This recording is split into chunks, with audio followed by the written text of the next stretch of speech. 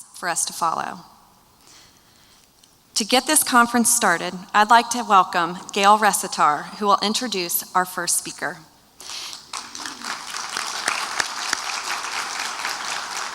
She is the Executive Vice President and Chief Operating Officer of Tidelands Health. She first joined the organization in 1990 and now has day-to-day operational responsibility for the system. She is leading the construction and startup effort for Tidelands Health Medical Park at the Market Common, which is scheduled to open this summer. She is a fellow of the American College of Healthcare Executives and a past winner of ACHE's Regents Award for recognition of the Young Health Executive of the Year in South Carolina. Please welcome Gail Resitar.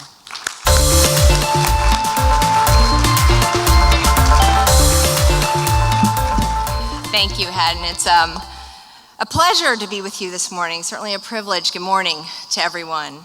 At Tidelands Health, we have a pretty simple mission: helping people live better lives through better health. And so today, I really encourage you to visit the Better Health Expo that Haddon spoke about, that's over in the other hall, just across the hall here. I think what you'll find is a lot of interactive exhibits and activities to enjoy throughout the day that might inspire you some, and maybe let you focus on that element of your health that you'd like to focus on.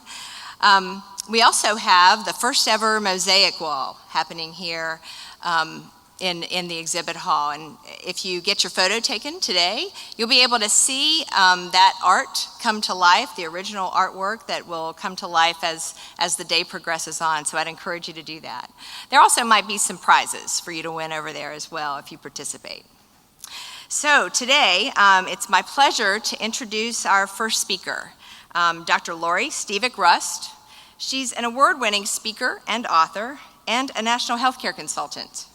She's a blogger for Huffington Post and the author of 5 books and the Dr. Lori column for National PS Magazine and CBC Magazine. She's a proud member of a 5-generation family.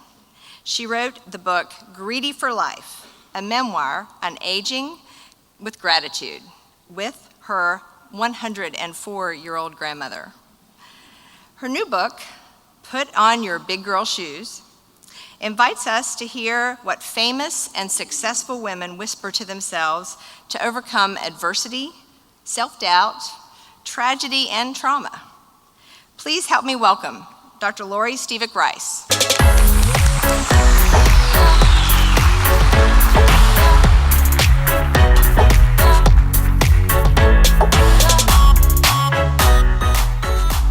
Thank you very much for that introduction.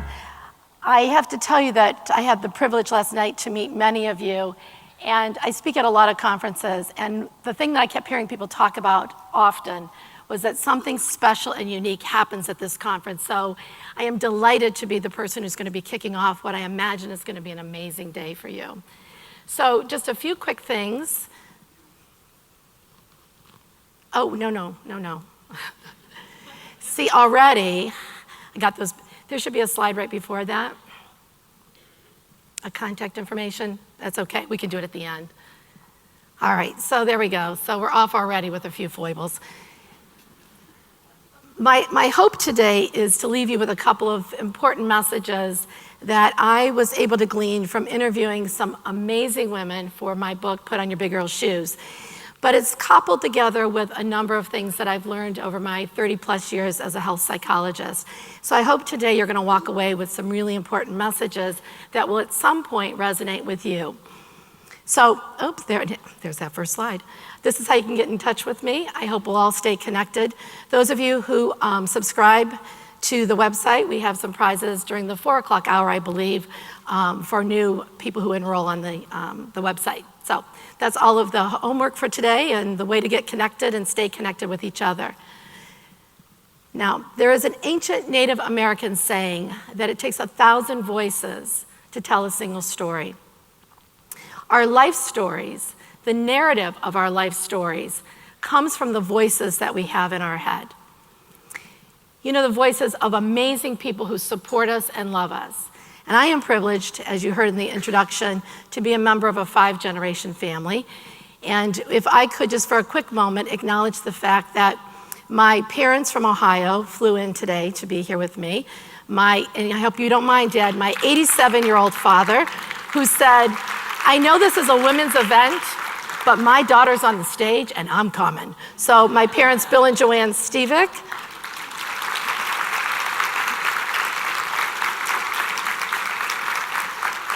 My amazing husband, Jay. My sister, Diane, who I know is not feeling at her premium today, but still came anyways to show that support. My niece, my nephew, all the family members that showed up today, some from Ohio, some from the local region. And I know for all of you, you also have those people in your life, right? Who say, you can do this, girl, you've got this.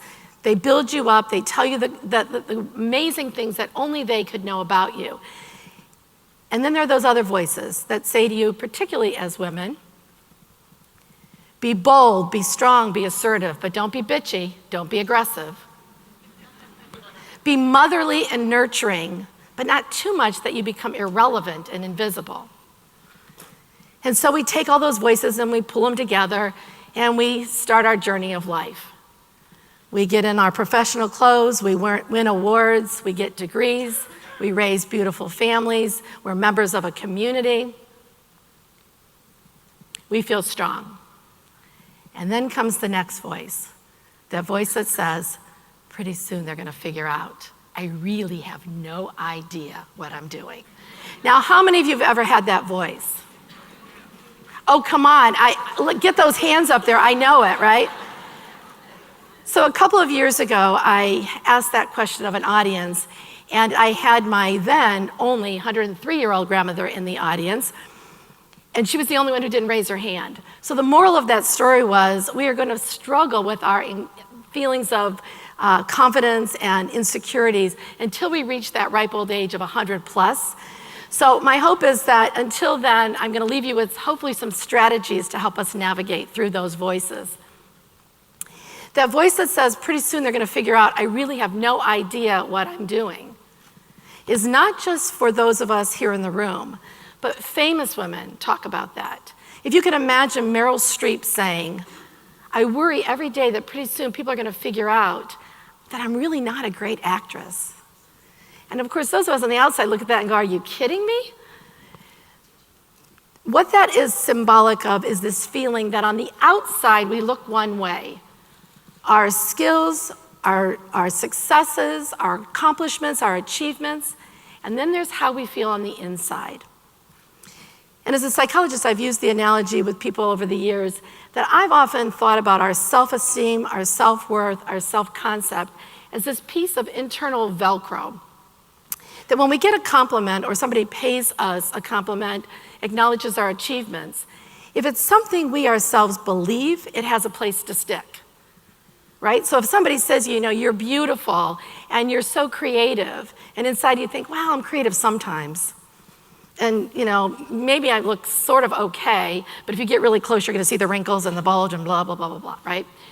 That disconnect between how we feel on how we look on the outside and how we feel on the inside is actually a term that we coined back in the 70s, because, you know, as psychologists, we put a label on everything, we study it to death and describe it for years, but it's called the imposter syndrome. Now, some of you maybe have heard this. It's had a resurgence in the press of people talking about that. But the imposter syndrome is exactly describing what I've just said, that disconnect between how we feel on the inside and how we look on the outside. And our challenge as women is to bring those things together. I first experienced a feeling of being an imposter on August 15th, 1988. I woke at 3 o'clock in the morning to the sound of the Life Flight helicopter and the whirring sounds, the red lights flashing outside of my bedroom window. And the thought occurred to me that I wondered if a patient's life would be saved or lost on that day. It seemed like a pretty daunting thought for a then only 26-year-old, but it was my new reality. I was on the 15th floor of the residence apartment complex in the heart of Henry Ford Hospital in downtown Detroit, Michigan. It was the first day of my internship. As I got up and got myself prepared for the day, I reached in the closet and I put on my olive-colored dress. Plain, the right length, nothing fancy on it, and the voices started in my head. The voice of one of my male supervisors who said, "Remember, Lori, you are 11 years younger than your cohort, and you are one of the few women to get this internship spot. You need to look," and then he went on to describe, dress appropriate, be conservative, et cetera, et cetera. And that voice was floating in my head as I put that dress on. I reached in the closet and pulled out those gray Sensible pumps. You know, the ones that are just the right heel, nothing fancy, nothing shiny. And the voices started again. The voice of my only female supervisor in graduate school, who said to me, "Remember, as a woman, you don't want to wear flat shoes that make you look like a man. You want to be a little feminine, but you don't want to look sexy either. So you don't want those spiky heels. You want to have something in between." So I slipped on my gray pumps. And then I reached into my closet and I pulled out the white lab coat that had been delivered the night before. And over the left lapel, it said Dr. Lori Stevic-Rust. And as I put that on and I looked at myself in the mirror, I started to panic. The reflection back was not at all consistent with the 26-year-old me that I felt like on the inside. I pushed the fears aside, and as the elevator doors opened and I entered the intensive care unit, which is where my internship would begin, I saw my supervisor at the end of the corridor sitting at the nurse's station, Dr. Richard Preisman. And everybody had warned me that he is a very serious, well-respected, highly acclaimed physician in the hospital. He was a middle-aged white man with gray hair. And as I was trying to get myself from the elevator door to where he was sitting, I started to walk towards him. His glasses were sitting low on his nose, the bridge of his nose, looking very regal or intimidating, depending on your perspective. And as I started to walk towards him, I literally felt like this. Like those big girl shoes that I was wearing were growing 3 sizes, and I couldn't keep them on my feet. I felt like I was shuffling down the hallway like some little girl masquerading in my mother's shoes. And the thought occurred to me, I am an imposter. I don't belong here. I should be back home doing something else that little 26-year-olds do. As I got ready to enter room 3, which was the first patient that I was going to see, again, remembering this was the late 80s. We were in the middle of the AIDS epidemic. But it was a crisis that didn't reach the popular center, the privileged many. It was defined as a disease of the gay population and all of the bias that went with that. You know, pretty much they were gay, so they kind of did this to themselves. And there was a feeling, a tone that even at 26 years old I could pick up on that said, these patients were not considered in the same way that many other patients were. I was well prepared to be there, there was no question. I was the top of my class, even though I was 11 years younger than the cohort group. I had studied everything there was to know about neurodegenerative diseases. I knew a lot about infections of the brain. I had studied a lot about AIDS and its impact on the brain. And my job that day as an intern was to evaluate this patient to decide if he had the cognitive capacity to make a decision to end his treatment, which would ultimately end his life. And for those of you who are in healthcare, it was full precaution. So of course, there I am shuffling around in my shoes that were already not fitting. And then I had to put booties over top of them and a mask and a cap. And you know, you sort of look like an alien. And then I entered the room.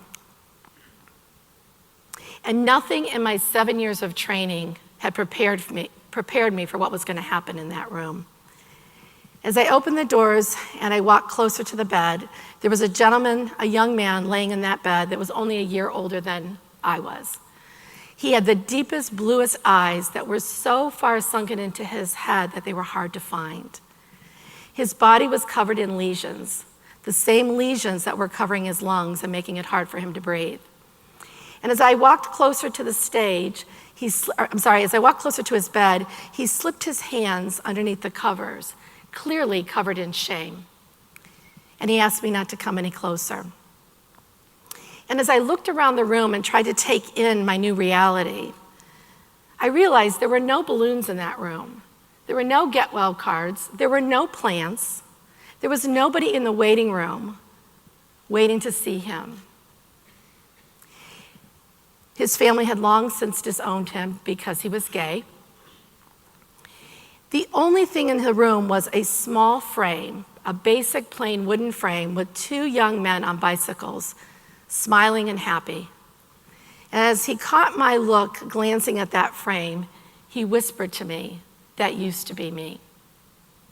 And tears filled up his blue eyes. And tears filled up mine. And I froze. I made an excuse and I stepped out of the room into the hallway and I pulled my mask down and the tears started to run. And then the voices in my head started again. The voice of another of my male supervisors who said, "There is no crying in psychology." So I know there's no crying in baseball, but who knew there was no crying in psychology too, right? No crying in psychology, particularly for women. Because if we expressed emotion, it would get in the way of the process. I was trained as like a dynamic Freudian model and, I've long since abandoned many of those concepts, but back then it was about transference and countertransference and getting in the way, and tears were interpreted and all of that. I couldn't control the tears. And I realized as I stood there in the hallway, covered in my feelings of inadequacy, feeling like the imposter, my shoes clearly no longer fitting, I realized I had a couple of choices.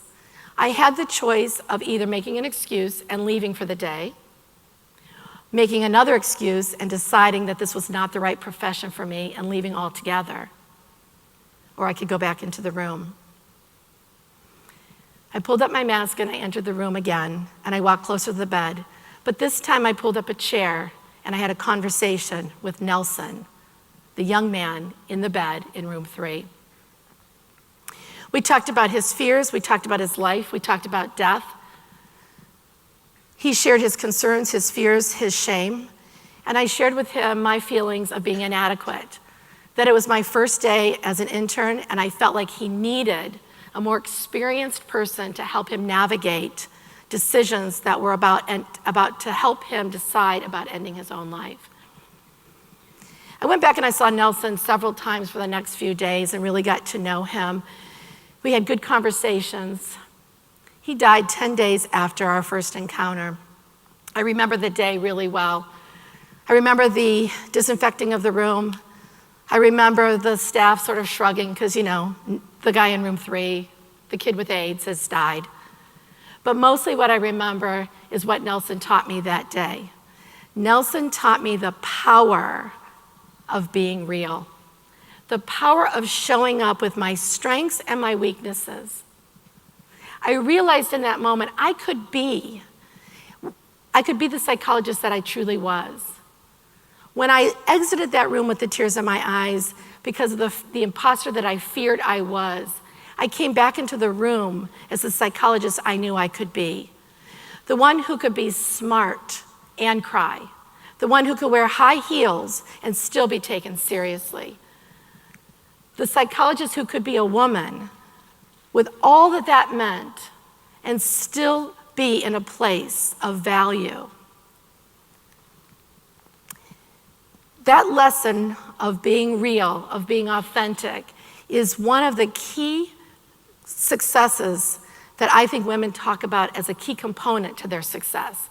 I'm going to share 3 of them with you. That's the first. Now, for many women, when I give this talk, they'll say, well, I sort of know what my strengths are. I know some of my weaknesses. Some of them I don't really want to tell you because they're not pretty. I don't know how I can risk being vulnerable to let people see that, because if they see my weaknesses, then maybe I won't win the work. Maybe they'll think that I'm not capable. But I'm here to tell you that I really do believe, from the stories that I heard from the amazing women that I had the privilege of interviewing, these women whisper to themselves the message that it is our strengths and our weaknesses pulled together that makes us the unique women that we are. Gives us the great power that only being authentic can give us. In a program that I run for my Big Girl Shoes network of women, we do some exercises around this, trying to help us define what is our strengths and our weaknesses. How do we get on the career path that we got on? How do we get on the life path? There is an undercurrent of a theme, and all of you have it. There is a theme to why you've made the choices you've made. There's a theme to where the rest of your journey is going that you may not even realize. So one of the things that I have people do is I ask them to think about one of their favorite books. So if you did that right now and you thought about one of your favorite books, whether it was a book as a child or a book as an adult, and my suspicion is within that story, there's a part that you say, I love this message. This resonates with me. For me, having just told you the story that I shared with you about Nelson, it may not surprise you, that my favorite book is The Velveteen Rabbit. Anybody who knows the story of the Velveteen Rabbit, you know this is the story about the bunny who is asking the horse in the nursery, what does it take to be real? And the horse explains to him that you become real. It's not something that just occurs. It's a process. It's an ongoing process. It's about becoming something. And of course, the rabbit asked him, does it hurt? And he said, sometimes. And then the rabbit asked him, can everybody be real? And the answer was, it's not for those people, it's not for those toys who are breakable, who are fragile, who are prickly. Real is for those who are willing to be loved until they become shabby. Real is for the people who are willing to step into places that are painful, that are hard, that take courage. But the reward is that over time they become real. Being real and the power of authenticity was a core theme throughout the book, Big Girl Shoes. Famous women shared with me their journey of how they were able to hold on to their own integrity, their own identity, despite their fame. The fear that fame would sweep you away. I mean, how many times do we all say, I love that person, they're very down to earth. What do we mean by that? Down to earth is really just another way of saying they're real. I can relate to that. Because one of the things that we as women do is sometimes we'll put other women on a pedestal, and in the process, we minimize ourselves. As opposed to saying, there are times I am on the pedestal, and there are times that I'm looking up at somebody else on the pedestal. But it doesn't have to minimize who we are. And being real is that superpower that allows us to respect other women, to praise other women, to not see other women as our competition, but to be able to lock arms and go, we all have weaknesses, we all have strengths, and I don't care what your success story is, you all have that. The power of authenticity and the power of being real. The second lesson that I learned through this journey about what it takes to be a successful woman, I have to have you to indulge me for a moment on a brief little side story about biology. So many of you may know that the brain is actually made up of 100 billion neurons, which is nerve cells. And the brain's nerve cells communicate with each other through connections or neuronal connections. And we have over 100 trillion of those. So why am I talking about that? Because when we first started looking at science and looked at the brain, we thought that you're born with X number of neurons and you get what you got. And then you age and you lose a few along the way, and that's all there is. But science has clearly shown us over the years that we have the great power, the amazing ability to actually grow new neurons, to create new neuronal connections. We have the power to create our own mind. Now, if that doesn't blow your mind, I don't know what does. And the one key ingredient that we know helps people do that is gratitude. And I've heard so many of you already talk about being so grateful for being here, so grateful for the things that you've been able to accomplish and achieve. But the gratitude that I'm talking about is not simply something that you would have on a Post-it note or on an inspirational calendar. It's not just an attitude of gratitude. It's about the hard choice of gratitude. We have to choose to be grateful. Once we do that, this amazing thing happens. Neurons light up. That's what you're looking here on the screen. This is how the brain communicates with each other. Reconnecting and creating stronger neuronal networks does a couple of really important things for us. One, it protects our brain. So when I talk about resilience, and I know in the breakout session I'm going to talk a lot more about resilience and how we can actually use resilience to make our brains stronger, to keep our coping strategies high. And this is where it all begins. We have looked at research that shows people who are very grateful, who actively choose gratitude, have strong neuronal connections, more neuronal fibers in the brain. In fact, when we looked at two groups, when scientists have looked at two groups, one group of people who have the pathology for Alzheimer's disease, the other group the same pathology for Alzheimer's disease, and they sliced the brain. Looking at the brain, post-mortem, of course, they didn't slice the brain, and I should add that little side note. It was a post-mortem study. We're not that gross in science. When they did the slicings of the brain, these two groups looked identical, except for the fact that the one group went on to actually develop Alzheimer's condition. They had dementia. They died from that. The other group had the Alzheimer's pathology, but never went on to have the disease. What was the difference? Well, there was a couple of things, but one of the core ingredients was people who lived with gratitude. Because once you engage in gratitude, a lot of things happen, right? We become connected to one another, and we stand firmly in our moments. And when we do that, our ability to be resilient for anything that's coming down the road in our lives is increased. So think about this. When we are anxious and we're worrying, it's all about things in the future, right? The what ifs, the oh my gods, the what about this? And any sentence that starts with what if and oh my God, you know it's not going anywhere good, right?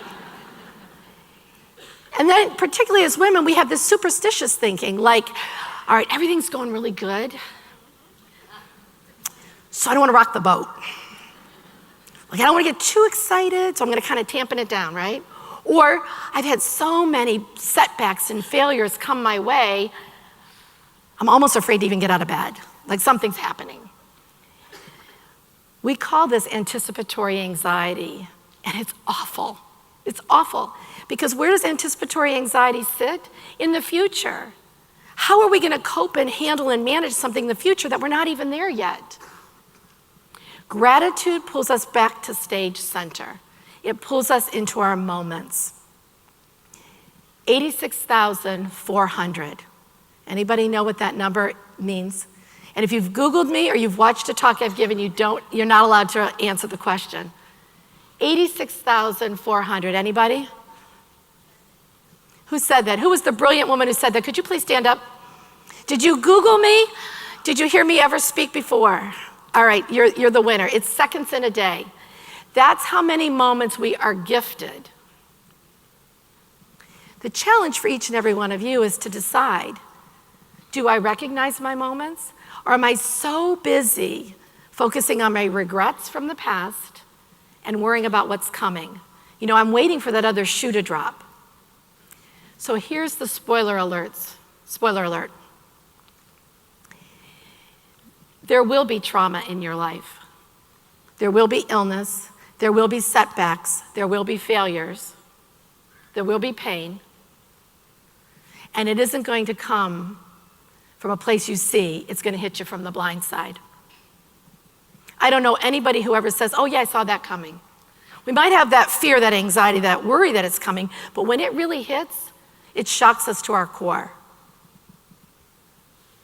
And if there's nothing left in our tank to cope with what's coming from the blind side, we're depleted. And anticipatory anxiety, stepping out of our moments and into our future, robs us of that ability for coping. So when we actively choose gratitude, when we change the way we think and we interpret situations and experiences, the brain is reconstructed. How many of you are hanging on my every word right now? Okay, how many of you are not hanging on my every word? Because your brain is not growing. Those of you who are hanging on my every word, you're learning something new. My hope is that something I'm saying is going to resonate with you. Something I'm hearing, you're thinking, okay, well, that doesn't apply to me, but now that's interesting. I'm going to listen a little bit more, and now I'm going to start thinking about how that applies to my life. As you are doing that, you are building those strong neuronal connections because you're taking something that you heard from me that might be novel, and you're applying it to something in your world. And when you do that, you disconnect this neuron from here, and you connect it to this. And now you have increased your resilience. Your brain's resilience to fight off diseases, to remain healthy. And you've built your reserve and resilience for better coping, that when those setbacks come, you're going to bounce back. Resilience is about how quickly you can bounce back. Sometimes we bounce quickly, sometimes it takes us a little longer. But for the women and men whose resilience is low because they've depleted their reserve, this is the folks who struggle, who take longer to bounce back, and some never do. So for those of you who are out there saying, these are the challenges in my life, these are the things I'm working on, and this is the setback, I'm going to challenge you to look at that and decide, how quickly do I bounce back? How quickly do I step back up, brush myself off, and go, oops? How quickly do I say that really, that tragedy, that setback, that loss is huge? What do I do with that to help me navigate through?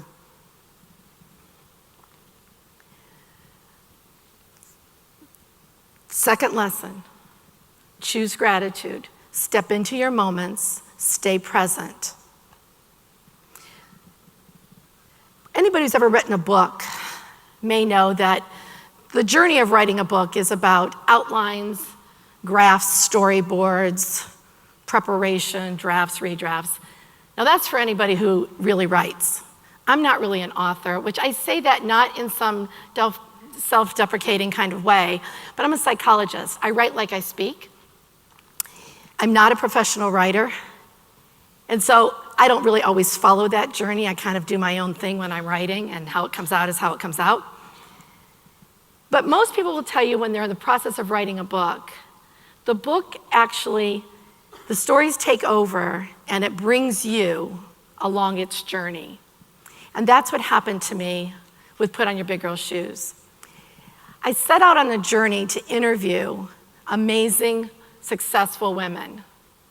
Women who were CEOs of Fortune 500 companies, famous women that we would all recognize, because my goal was to figure out what do they whisper to themselves to help navigate through their own self-doubt and their own insecurities. Something that we as women could listen, like an eavesdropping experience, and go, oh, even Meryl Streep says that, even this person's, okay, I can start whispering some of those things to myself as well. That was the journey that I started on. So when a woman called me out of the blue, did a cold call actually, and said, I heard you were writing a book about confidence and resilience and gratitude, and I have somebody I want you to meet. And she introduced me to a woman named, wait for it, Rena Ferber-Finder. Rena is the youngest and one of the few remaining Holocaust survivors from Schindler's List. I wasn't really sure how that was going to fit into the stories that I was telling, but I thought this woman was pretty insistent that it was important for me to interview Rena.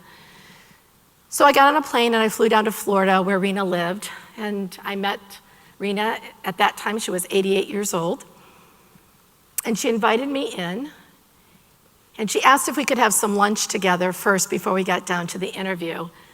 You know, in hindsight, I realized it was a trust building, making sure that she felt comfortable with what was yet to come. We sat in her kitchen, she made me sandwiches, and we chit-chatted about our life, shared with her about my daughters, my husband, why I was writing the book. And then we moved into the living room, and audio equipment was set up and the video set up, 2 chairs across from one another. And for the next 7.5 hours, I sat and I listened to Rena's story. Now, I, like many of you, certainly knew about the Holocaust. I had been through, school. We were taught about the Holocaust, and many people in our community that knew a great deal about that, more than they should have had to endure. But as I sat there for the 7.5 hours, I could barely breathe. Forget about crying. I was too numb to even begin to process what I was hearing from this amazing woman. And at the end of that 7.5 hours, as the sun was going down and the room got dark, my driver had arrived, packed up all of the equipment, and as we were loading it in the car, I came back to the front door where Rena was standing to say goodbye to me. And all of the emotion that I'd been holding on to so tightly was released. And I started to cry. And I said to her, I feel so guilty and ashamed. I have been a psychologist for 30 years, and I know better than to open up a wound that I am not prepared to help you navigate through. And here you are, this 88-year-old woman alone, and I've opened this up and I'm leaving. And I asked her if I could call a neighbor, if I could call somebody to be with her. I asked her what would happen, and she reassured me of this. She reassured me that the story that she shared with me and the images would float around with her for a little bit that evening, and then they would recede into the back of her mind where they sit. And then she said to me, but I had the courage to tell you my story because now I know my life and my story has life in you. You have become an eyewitness. I didn't really understand what that meant. In my head, the word eyewitness didn't kind of fit for me. I thought, again, an eyewitness is somebody who's actually seen, who's been present. So I hugged her one last time. I got into my car. I rode back to my hotel in silence, hopped a plane the next day, still feeling like I was in a fog. When I got back home, I realized very quickly I could not re-engage with my life. I couldn't make idle chit-chat with my husband. I wasn't really interested at all in what was happening with the neighbors. I knew I could not go back and do therapy or enter the hospital at feeling the way that I did, so I took time off work. I went into my bedroom and I shut the door and I started to write. And I clicked on the audio of our interview, our 7.5 hours of footage, trying to pull through that. What pieces, what message would be relevant to all of you? What would be a takeaway message that would help us as women that Rena was sharing with me? And I wrote, and I wrote, and I wrote, and I wrote, and I wrote. And at the end of 2.5 weeks, I looked at what I had written, and I hit the delete button. And I felt like a failure. But not a little failure, that kind of failure with the capital F. I was not a writer. I did not feel equipped to touch her story. How could I do justice to what I had just heard? How could I do justice in a way to take 7.5 hours of a story that would become relevant for women today to have a takeaway message? And as I started to put all of the information away, I realized that I never looked at the video because I had also videotaped the interview. I clicked the play button and up on the screen popped Rena. And I saw an 88-year-old woman And the longer I was listening to what she was saying in the video, I also saw the little girl in the yellow dress with the red flowers hanging in her closet that she had just got for a party that she realized she was never going to have the opportunity to wear. As I looked at the videotape and I saw the 88-year-old woman, I also saw the little girl who took one last look around her room where her pretty shiny shoes were shoved under her bed and were placed with big heavy boots. And she could only take one item, which was a coat, as the guards came to lead her family away to the concentration camp. And as I listened more to the story, I also heard the little girl asking her mother why the neighbors who she had played with, who were her friends, were pulling down the blinds and pretending like they didn't see the guards with the guns taking them away. As I watched the video, I saw the 88-year-old lady rubbing her arm where the red patch existed.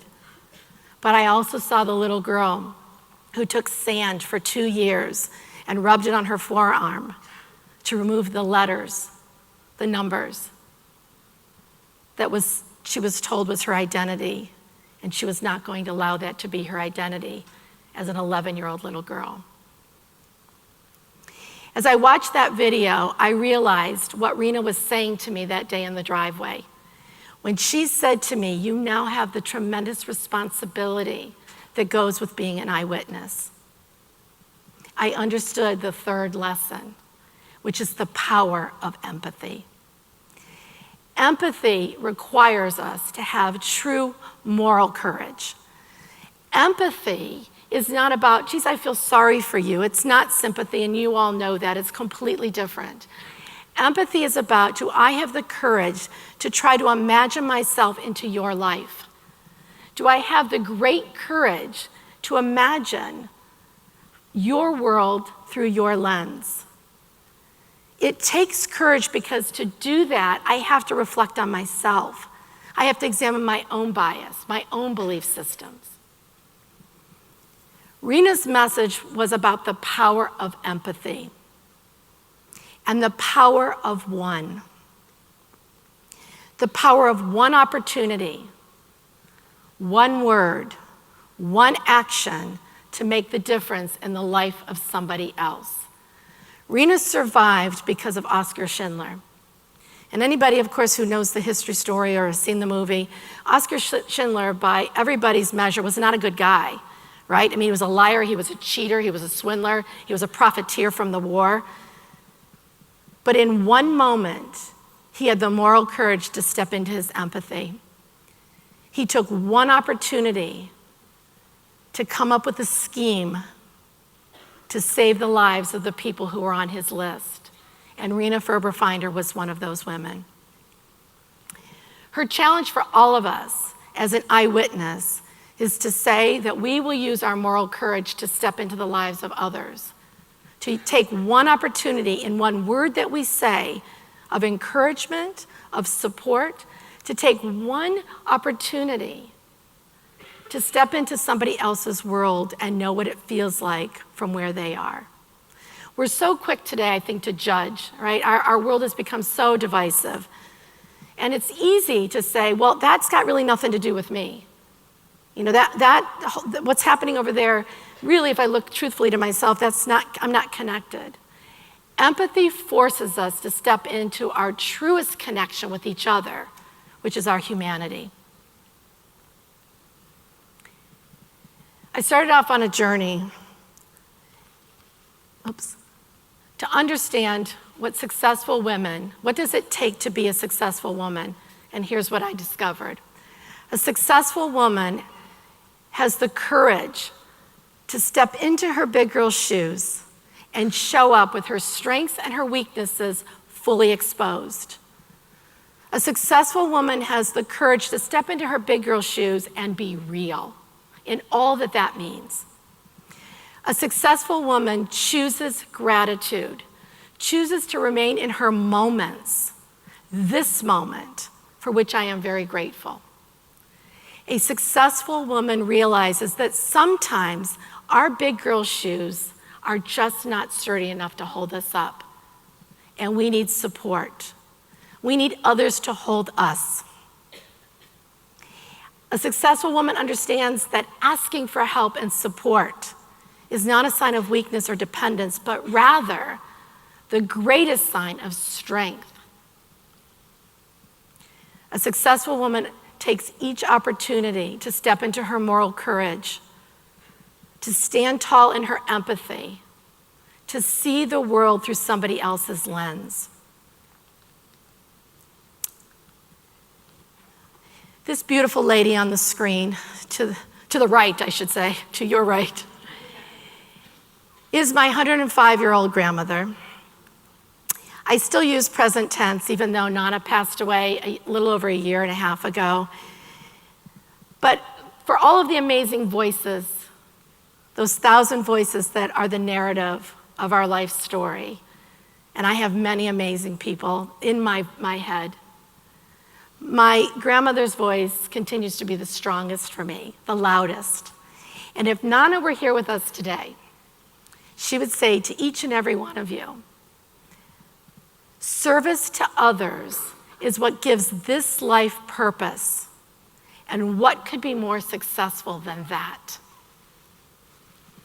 So with that, what I'd like each of you to do is to stand up. Everybody stand up.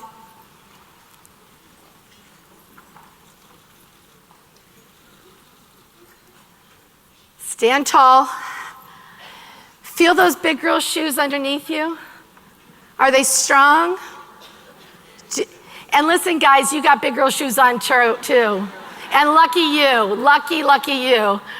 Stand tall, stand firm. Do you feel them? Are they holding you up? Now I want you to grab the hand of the women and men all around you. Everybody's got to be holding somebody's hand.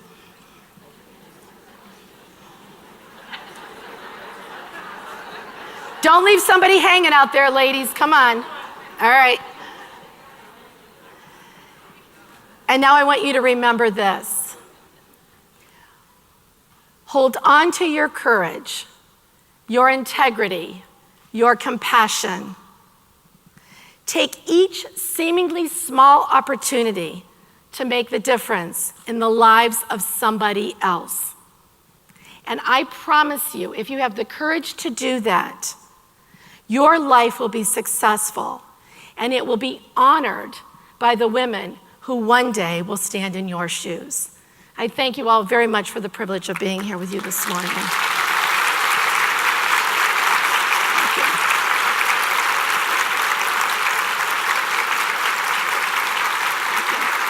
Thank you. Thank you.